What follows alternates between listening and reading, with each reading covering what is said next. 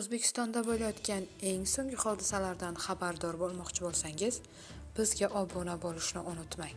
Dollar kursi yana pastladi. Assalomu alaykum aziz muxlis. Agarda bizning kanalimizda mehmon bo'lsangiz, bizga obuna bo'lishni hamda videolarimiz ostida bir dona like tugmasini bosib qo'yishni unutmang. O'zbekiston Respublikasi Markaziy banki xorijiy valyutalarning o'zbek so'miga nisbatan 13-mart kuni amalda bo'ladigan qiymatini belgiladi. Unga ko'ra dollarning rasmiy kursi 11,94 so'mga tushdi va 12.920,0 so'mni tashkil qildi. Yevro kursi esa 5,27 so'mga tushib 14.102,18 so'mni tashkil etdi. Rossiya rubli esa 0,66 so'mga pastlab 149,52 so'mni tashkil etdi.